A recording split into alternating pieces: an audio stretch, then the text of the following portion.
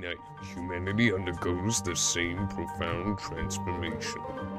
We surrender consciousness and enter a state where the mind behaves unlike anything else in nature.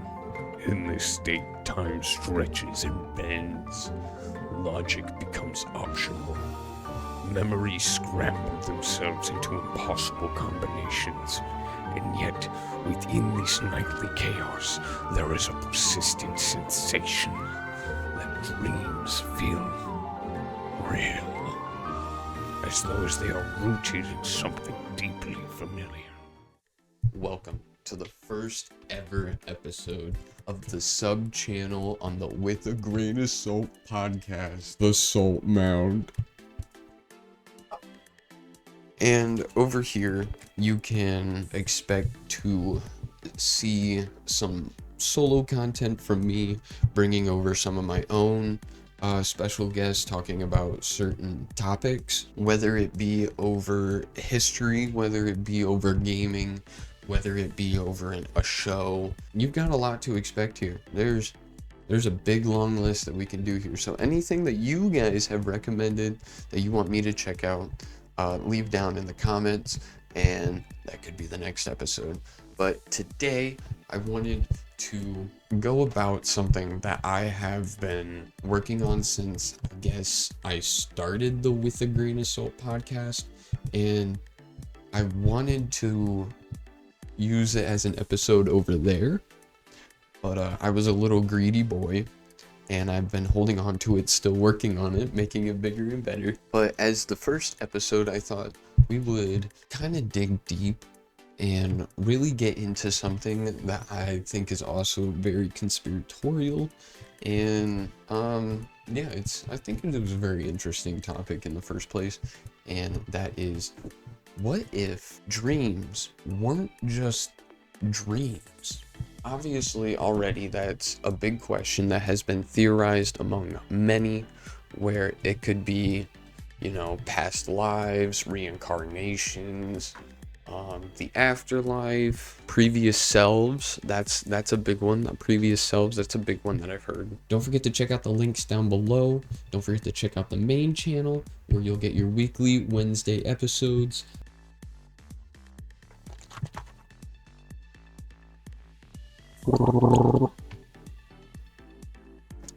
Don't forget to check out the Spud Shack too, and let's get right into it. Scientific progress has explained many aspects of biology, astronomy, and physics, yet dreams remain one of the last uncharted territories of human experience.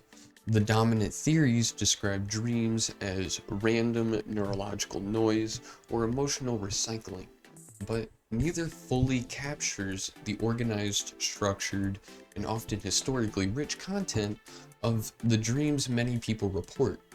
This documentary explores a groundbreaking question: if dreams are not fabrications of the mind, but fragments of real memories, not memories from early childhood, but from before life itself. If this hypothesis is true, the implications would upend our understanding of consciousness, identity, heredity, and even time itself. To explore this possibility, we'll examine scientific discoveries, neurological patterns, global case studies, and emerging theories in physics and memory research. We will push into realms considered controversial, while always grounded in verifiable data wherever possible. This is not a look at dreams as symbols or metaphors. Instead, this is an investigation into dreams as information encoded, stored, transmitted, and received by forces we are only beginning to understand. The question is simple, the answers are not. Welcome to an inquiry that may challenge everything you believe about your mind, your past, and your place in time. Dreams have puzzled scientists for decades because they sit at an intersection of memory, imagination, biology, and consciousness. Early theories, particularly Freud's, position dreams as expressions of hidden desires or suppressed thoughts, while influential modern neuroscience has largely rejected this idea. Brain imaging data shows no consistent activation patterns supporting symbolic wish fulfillment. Instead, the brain behaves in ways that suggest it's processing raw data, like images, sensations, spatial memory, rather than constructing metaphorical narratives. As sleep progresses into the REM phase, electrical activity in the cortex resembles that of wakefulness. By what's striking is that the brain regions responsible for visual perception activate almost as strong as when the eyes are open. This suggests that the dream is not a hallucination, but a form of internal perception. People experiencing vivid dreams often describe them with a sense of spatial presence, as though physically inhabiting another environment. This level of sensory fidelity raises the question, where does the brain source these realistic environments? Random imagery cannot consistently produce accurate architecture, landscapes, or historically coherent scenarios. Further complicating the mystery is the phenomenon of dream continuity. Some individuals experience dreams that resume across multiple nights or reappear over decades. These reoccurring dreams often feature consistent geography, entire cities, homes, or childhood-like environments that remain unchanged across years. Neuroscientists struggle to explain why the brain would construct a stable imaginary environment without a functional purpose. This is why some researchers now consider the possibility that the brain is not creating environments, but retrieving them. Another challenge comes from dreams that contain information that the dreamer has no known access to. This includes unfamiliar languages, historically accurate settings not studied by the dreamer, and detailed faces the dreamer has never seen. While skeptics argue these details are recombinations of everything's stimuli, the precision often exceeds what the brain could plausibly generate. This begins to blur the line between fabricated content and recalled content. Dreams remain scientifically an anomaly too structured to be random, yet too unpredictable to fit established memory models. And as we search for answers, the next step is to examine what memory truly is and how much of it we actually retain. Memory is not stored in any one place. It is distributed across neural networks encoded in electrical patterns, synaptic strength, and biochemical configurations. Classic models suggest humans forget most experiences because memory fades. But new insights challenge that view. Researchers now believe memory is rarely erased, only inaccessible without the right neural pathways to retrieve it. Evidence for inaccessible memories appears across multiple domains. For instance, patients under anesthesia occasionally report flashes of childhood or unforgotten adult experiences. Their conscious mind is offline, yet deep memory networks activate spontaneously. Near-death experiences show a similar pattern. Individuals report vivid, hyper-detailed recollections or entirely new scenes that cannot be unmatched to their waking lives. Neurologists argue that the dying brain may enter a state of uncontrolled recall, pulling data from storage areas normally inaccessible. Infant memory research adds another puzzle. Newborns respond to songs or languages heard in the womb months earlier, providing memory formation occurs far earlier than previously believed. Furthermore, certain forgotten childhood memories resurface in adulthood under rare occasions, suggesting the brain is archived nearly all experiences, just not with equal accessibility. The volume of storage is immense. Some neuroscientists estimate the brain could theoretically hold several lifetimes worth of memories. Perhaps the most intriguing evidence comes from neurological injuries, patients with damage to specific cortical areas, occasionally awaken with unexpected abilities, like fluency in language they were never exposed to, only briefly in childhood. The phenomenon known as latent memory activation suggests that information remains stored even when unused. These cases reveal a startling truth. The brain may store far more than what we consciously know, including experiences we cannot easily explain. If dreams were drawing information from a deeper memory repository, then the possibility opens that some of these memories did not originate in this lifetime at all. We must now consider that physics says about time and whether memory can exist outside a linear sequence of events. Einstein's theory of relativity redefines time as flexible, elastic, and inseparable from space. In the space-time model, the universe is not a flowing river, but a frozen structure where every moment, past, present, and future, exist simultaneously. We move through this structure like a viewer scanning a film reel. If consciousness is tied to a moving point in space-time, then memory becomes a lifetime stored along our trajectory. But if consciousness cannot drift under altered states, it may not be confined to one lifetime. Modern physics has expanded on Einstein's ideas. Experiments involving entangled particles show that information transfer occurs instantaneously, suggesting the universe is interconnected beyond classical limits. Some physicists pose that consciousness itself may have quantum components, tiny structures in the brain called microtubules. We'll go with that word, tubes, microtubes, alright, that might store or process information at quantum scales. If these structures interact with quantum fields, dreams might be moments when the mind samples data across different regions of spacetime. This concept is not purely speculative. Studies on dreaming minds show unique electrical signatures during REM phases, patterns that differ from waking memory retrieval, yet resemble predictive processing.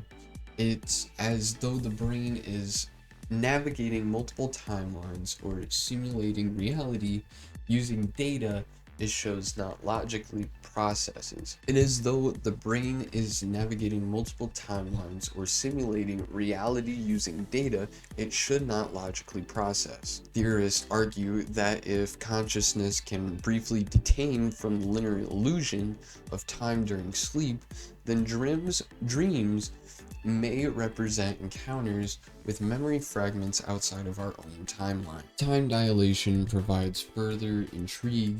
In dreams, hours can pass in minutes. Decades can unfold in a single night. This distortion mirrors relativity, where time stretches or compresses depending on one's position in spacetime. If dreams reflect time from another coordinate of reality, then they may contain memories or experiences from a spacetime position our consciousness previously occupied. Thus, relativity opens the possibility that dreams are cross-temporal experiences or windows into times the body never lived, but the consciousness may have touched. Now, we consider these memories belong to previous incarnations. So, in conclusion of chapter 3, it is we are dreaming of someone else's life in a different universe. So, great. That one, I'll give it a point, all right? I'll give it a point. Creativeness. I'll give it a point for creativeness. In India, Nepal, and small communities around the world where belief in reincarnation is not fringe, but woven into everyday life. Children between the ages of 2 and 7 sometimes speak of people, places, and events of decades or centuries before they were born, often with startling detail and emotional specificity. Their descriptions are not vague or symbolic. They reference names, street layouts, family members, and even the specific circumstances of their supposed previous deaths. When researchers investigate these claims, a surprising portion aligns with real individuals who once lived. The scientific community has struggled to categorize these cases. Skeptics attribute them to coincidence, overactive imagination, or parental influence, but the consistency and emotional charge behind these accounts complicate these explanations. Children too young to read or understand history often provide information that matches real historical records. In more than one instance, a child has led researchers to locations they had never visited yet, navigated as though familiar. Cases like these have prompted serious academic investigation, most notably by Dr. Ian Stevenson and the Division of Perceptual Studies at the University of Virginia. Over a span of decades, researchers documented thousands of these such reports, verifying details through interviews, birth records, obituaries, and site visits. Although controversial, the data remains difficult to dismiss outright. The most compelling aspect of these cases is the emotional residue. Most children who claim past life memories display phobias or attractions that line up with their alleged former experiences. For example, a child terrified of water who recalls drowning, or a child with inexplicable fascination for aviation who describes dying in a plane crash. These psychological imprints hit at memories that extend beyond biological lineage. If dreams are a form of memory retrieval, these might be tapping into the same non-local memory field. Dream sequences about strange homes, unfamiliar cities, or historical environments may not be symbolic at all. They might be fragments of a previous existence. In adulthood, situations often arise where individuals experience dreams so detailed and historically grounded that they feel like lived experiences. Some describe vivid dreams of wars, cultures, or societies they've never studied, complete with precise architecture and accurate clothing styles. Neurologically, these dreams activate memory centers rather than imagination centers, suggesting the brain is recalling information instead of inventing it. This is particularly intriguing because the dreamer should not logically process such memories. If these scenes originate from the consciousness rather than the physical brain, reincarnation becomes a variable framework to interpret them. Researchers studying these dream phenomena have found patterns consistent with past life recall, reoccurring dreams about dying violently, for instance, often accompanying resolve emotional trauma. In reincarnation-based cultures, these dreams are interpreted as echoes of the soul attempting to process unfinished experiences. Psychological therapy sessions involving trauma regression sometimes reveal deep fragments that correlate with past life claims, whether interpreted literally or metaphorically. What makes these cases compelling is the emotional intensity. People reliving such dreams often display physical symptoms like rapid heart rates, sweating tears, indicating the memory is stored at a deep somatic level. If past lives exist, the brain would need a mechanism for storing the retrieving memories that transcend the physical structure. This idea intersects with the emerging theories in quantum biology and consciousness studies, which suggest that memory might not be exclusively stored in neural tissue. It may exist in a distributed information field,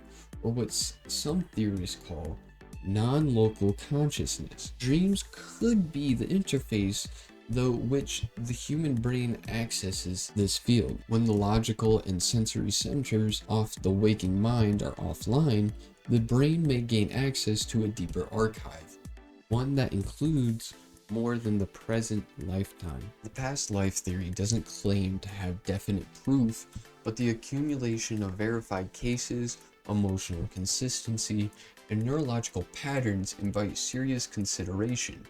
Dreams may be the medium through which the mind revisits stored information from previous incarnations. They may be fragments of identity that transcend biological death, resurfacing when consciousness is free from the constraints of waking reality. If this is true, then dreams are not random.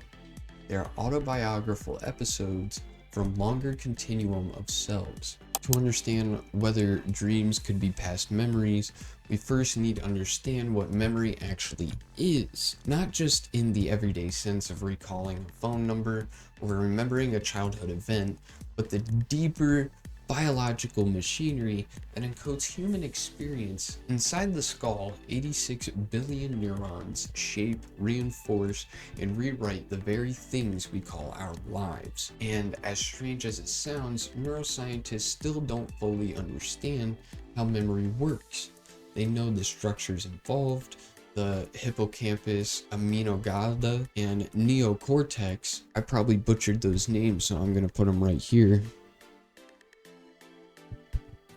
But the exact way an experience becomes a stable memory is still partially a mystery, and that mystery opens the door to some surprising possibilities. When you live through an event, a conversation, a trauma, or a first kiss even, the brain fires a unique pattern of electrical signals. These signals form what's called an engram, a physical trace of memory stored across clusters of neurons. For decades, scientists believed these engrams were permanent, like scratches etched into stone.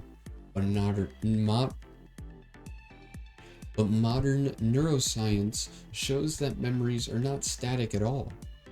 They are constantly rewritten, reinterpreted, and reshaped every time we recall them. This process is called reconsolidation. The brain doesn't simply play back a stored recording, it reconstructs it from fragments. And this reconstruction can introduce errors, add details, or even fabricate new elements without us noticing. So I guess a good example of this, if you remember, kids, if you look up what a slideshow machine was, basically that little machine that has the wheel that slides and you click it. Now, basically I want you to take 500 pictures of a man running, right? Like every frame of a man running, okay? And put it in there. Put it in that circle so you have a full man running, right? Now all it takes is for you to remove one of those, draw a little hat on it, and boom. Now you remember him having a hat and running, but you don't remember how the hat got there. You just remember him getting a hat randomly for 1 second. During REM sleep, the brain activates many of the same circuits involved in memory formation and retrieval. The hippocampus fires with bursts of activity nearly identical to those seen when we replay real experiences in waking life. In fact, studies with rats have shown that when animals dream, their brain replays the exact neural firing sequence used during the day. That means dreams may literally be memories resurfacing, but not in a clean, orderly fashion, more like shards in a puzzle pieces drifting through consciousness without the filter of logic. But here's where things get even stranger. The brain does not only replay past events we consciously remember, it also reactivates implicit memories, ones we are unaware we possess, such as patterns learned in infancy or reactions shaped before conscious memory formed. Some neuroscientists suspect the brain also stores genetic memory, behavioral tendencies, and phobias inherited through epigenetics. If that is true, a dream could draw from memories we never personally lived through, memories passed down from ancestors, stored not in experiences, but in biology. Suddenly, the question shifts from could dreams be past memories to whose memories are we dreaming? Another key phenomenon known as false memory intrusion, is when the brain tries to reconstruct a fragmented memory. It sometimes fills gaps with symbolic or metaphorical imagery. For example, a person who suffered childhood trauma might dream of drowning, being chased, or falling. Visual metaphors or emotions they never fully processed. These aren't fantasies, they're distorted reflections of real past events encoded without clarity. If dreams operate the same way with older, deeper, or inherited memories, then what appears symbolic or nonsensical may actually be scrambled replay of something historically real. And then there is deja vu, perhaps one of the most compelling evidence points for memory distortion. Neuroscientists propose that deja vu occurs when brain mistakes the present moment for something stored in memory. But if memories can misfire in waking life, could the opposite also happen? The dreams accidentally pull up memories of unfamiliar people, places, or eras, not because we invited them, because they became a layer of memory we don't have the conscious access to. This idea sits at the border of science and speculation, but researchers have found that patients with temporal lobe seizures often dream vividly of locations they've never visited, only to later discover those places match real-world locations. Are these coincidences? Or are these glimpses of something the brain remembered long before they were even born? Scientifically, the brain is a memory machine, but not a perfected one. It reuses old material, merges different timelines, alters facts, and hides entire experiences from the conscious awareness. The chaotic biochemical landscapes creates a fertile environment for dreams that feel like memories that feel like dreams, and experiences that blur the boundary between the two. If dreams are built from the scrapes and echoes of the past, then the next question becomes even more proactive. Then the next question becomes even more provocative. How far back does the past actually go? Does it reach only into our personal childhood, or does it stretch deeper into lineage, species history, or something more metaphorical? Chapter 6, Past Life Theories and Cross-Cultural Evidence.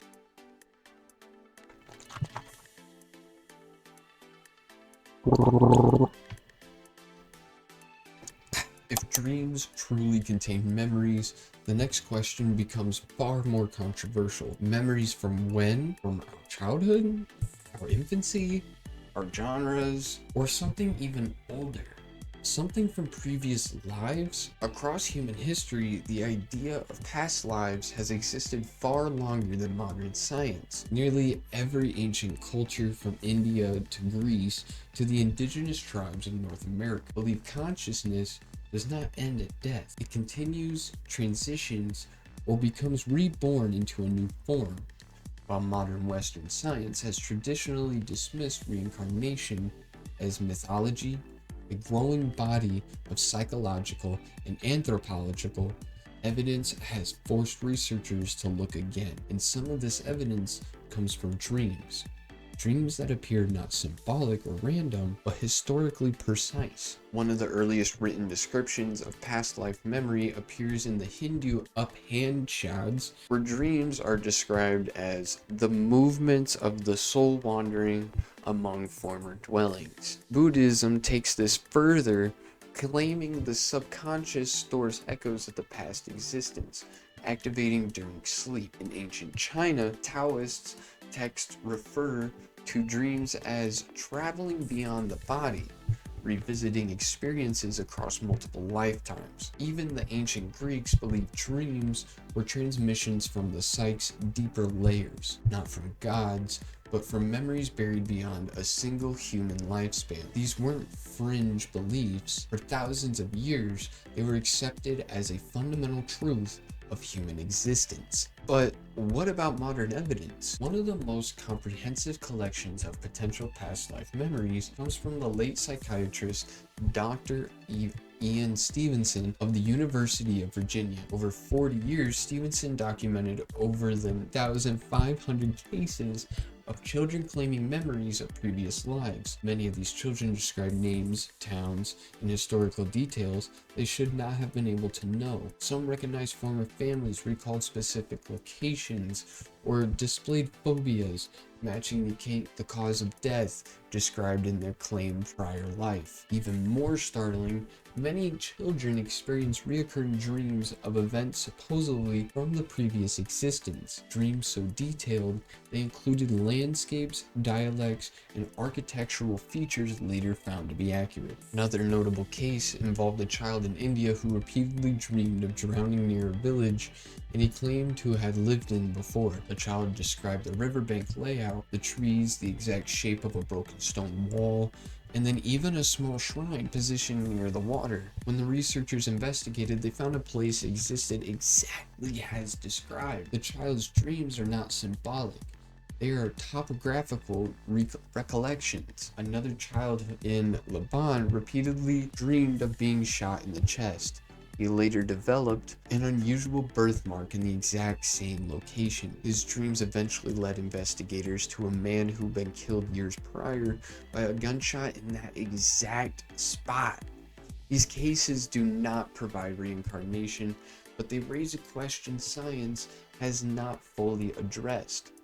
How can a child dream of specific documentable historical events before ever learning about them? Skeptics argue these stories may result from misinformation, coincidence, or the brain's ability to construct convincing false memories. In some cases, surely fit those explanations, but the statistical pattern Stevenson documented, thousands of cases across different cultures, languages, and continents, suggests something deeper. These children weren't describing mythic or magical fantasies, they were describing ordinary, unremarkable lives in startling detail. Their dreams were not rich with symbolism or surreal imaginary, they were more like memories replaying from an experience that technically shouldn't belong to them.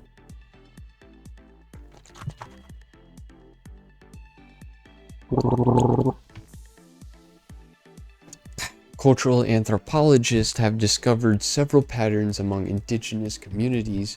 For example, among the Inuit and Native American tribes, it is common for children to recount dreams believed to be memories from deceased relatives. These aren't spiritual rituals, they are treated as practical knowledge. An Inuit child might dream of hunting techniques used by an ancestor or dream of a location only a grandparent would have known. When tested, these descriptions often match reality. When Western science may be cautious, for these cultures, dreams as a past life memories are a part of everyday life. Most modern science steps into the debate through the lens of epigenetics, the study of how life experience can imprint itself into DNA and can be passed down.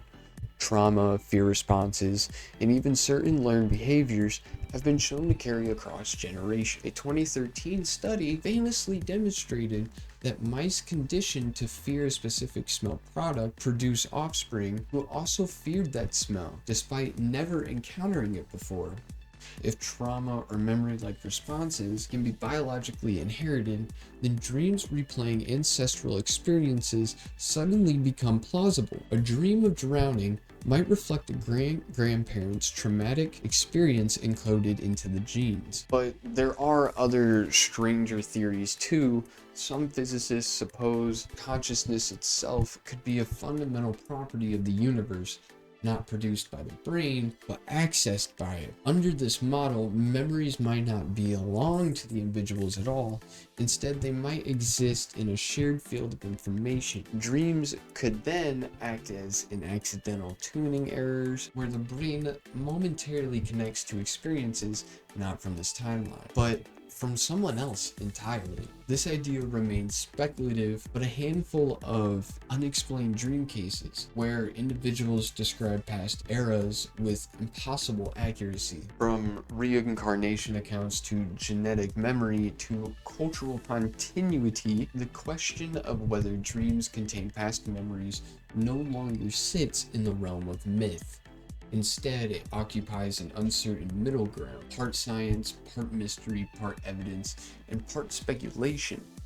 And if dreams truly do contain fragments of lives lived before, the implications stretch far beyond psychology. They would change our understanding, identity, consciousness, and the very nature of human existence.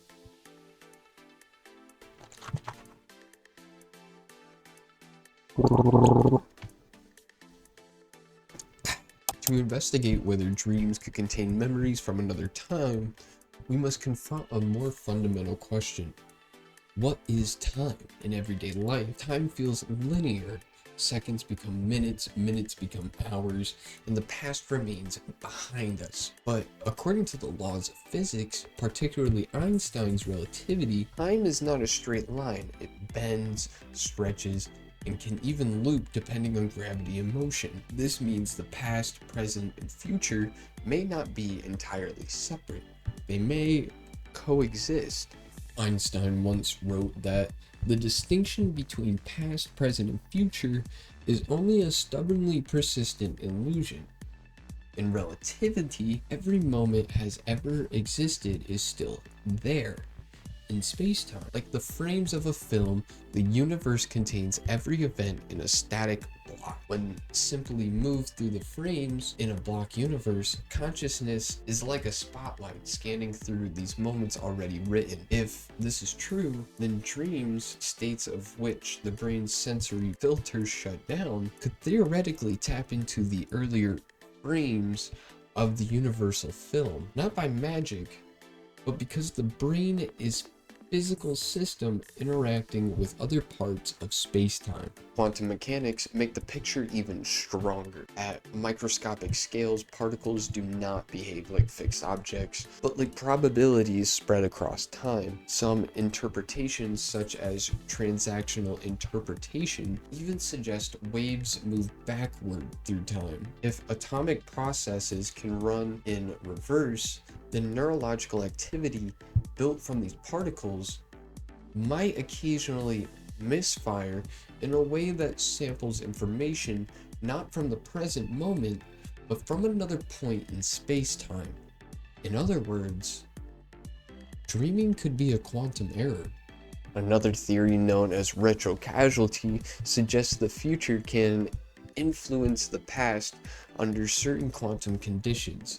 Dream researchers have documented cases where people dream of events before they occur. Plane crashes, conversations, or encounters with strangers. While most of these can be explained by coincidence or psychological bias, a small number remain statistically unusual. These anomalous dreams challenge the idea that memory only flows from the past to present. Some physicists propose that if the brain is not a highly complex quantum system, then dreams might occasionally capture information from outside the standard temporal sequence. To be clear, mainstream physics does not endorse time travel or magical dreaming. It does, except that time is flexible, relative, and entwined with consciousness more deeply than previously understood. Data from the near-death experiences add another layer. Many people report seeing their entire lives at once, not in a sequence, but as if every moment were simultaneously accessible, also known as your life flashing before your eyes. If the brain can experience time all at once under extreme conditions, perhaps dreams, states where the brain's logical center is subdued, can do something similar, accessing deeper timelines, personal or otherwise. The question isn't whether dreams break the laws of physics, it's whether consciousness is subject to the same rules as the rest of the matter. What if the brain is not a closed system? What if during dreaming, it becomes permeable, sliding across the curves of space-time, accessing information from moments beyond our current vantage point? Now, most scientific models treat the brain as a generator of consciousness, but a small group of neuroscientists and physicists argue the opposite. The brain may be a receiver of consciousness, but not a producer, much like a radio. It may tune into frequencies of information that already exist. The idea is controversial, yet it persists because it explains numerous phenomena psychology alone struggles with.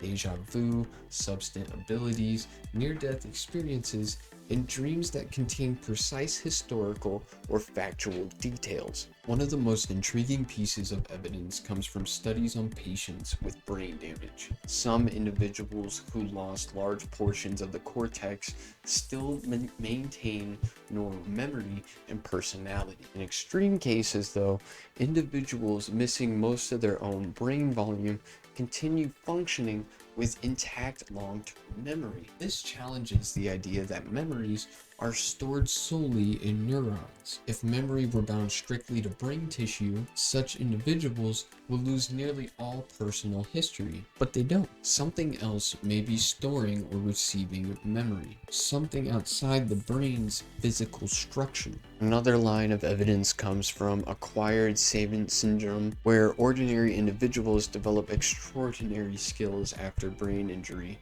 A man with no musical training wakes up able to play piano flawlessly. Another begins speaking a new language he had only briefly studied decades earlier. These abilities emerge without new learning. Instead, they appear as if accessed, pulled from a library of information that was always there but previously unreachable. If the brain can unlock knowledge through traumatic shifts, dreams, states of altered neural gating, may provide similar access. Even more puzzling is the phenomenon of shared dreams. Documented cases show small groups of people, siblings, spouses, or even strangers, who report dreaming the exact same scenario on the same night. This could be coincidence, but statistical analytics suggest otherwise in some cases. If dreams were purely invented by individual brains, synchronized dream content should be nearly impossible. If the dreams involve tapping into information fields without the brain, shared access could occur under certain emotional or biological conditions. Now, this leads to one of the boldest scientific theories. Dreams may act as cognitive scans of information fields that exist across time, memory, and consciousness. Not only supernatural fields, but ones grounded in quantum structure or space-time geometry, much like how an MRI machine reads magnetic signals from tissues. Dreams may be signals stored in the fabric of reality. What we interpret as symbolic dreams may be misread data, also known as memories without context.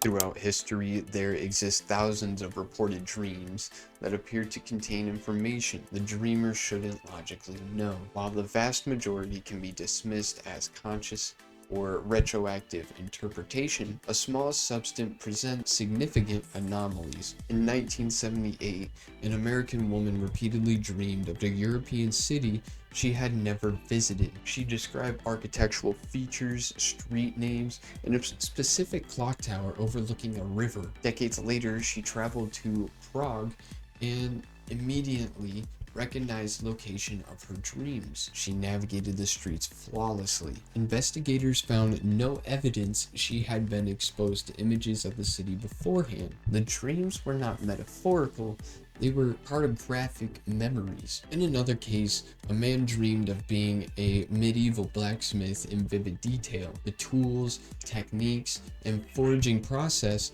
later historians confirmed the dream's forging sequence matched the style used only during a narrow 30-year window in the 1400s. The dreamer had no historical background, no relevant exposure, and no interest in metallurgy. How did this brain construct a historical accurate method no one had practiced in centuries?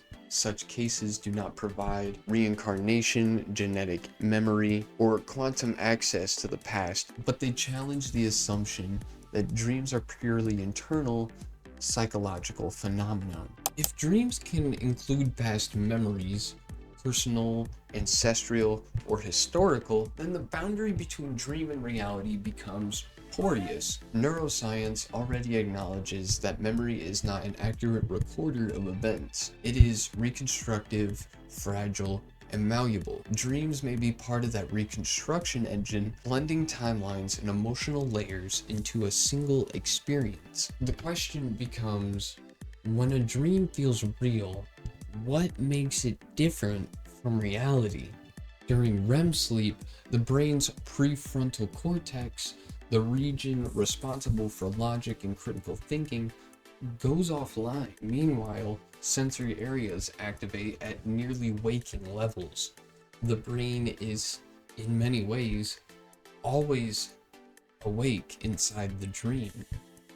This neural configuration closely resembles state induced by psychedelic substances, meditation, or sensory deprivation, all environments known for unlocking unusual forms of memory. In these states, people recall forgotten childhood events, repressed memories, or experiences they were exposed to but never consciously proceeded. If the mind can access hidden memories under these circumstances, then dreams, its natural altered state, might tap even deeper layers. After exploring neuroscience, quantum mechanics, cultural history, and anomalous cases, one conclusion emerges. Dreams and memory are not separate phenomena. They are deeply entwined. The evidence suggests dreams may contain reconstructed personal memories, implicit and unconscious memories, genetic or ancestral memories,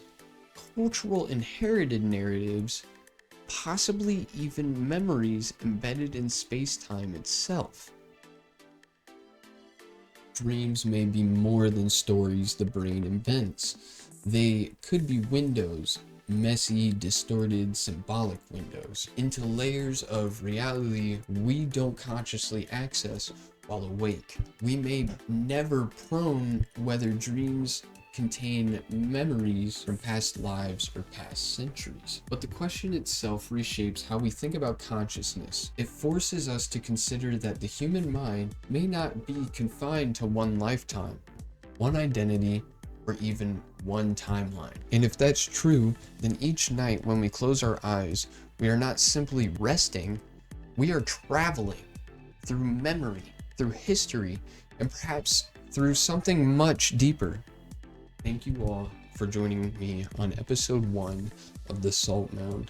And don't forget to check out all the links down below and the other sub-channel, the Spud Shack, and get your weekly episodes from the With a Grain of Salt. I will see you all in the next one. Peace out.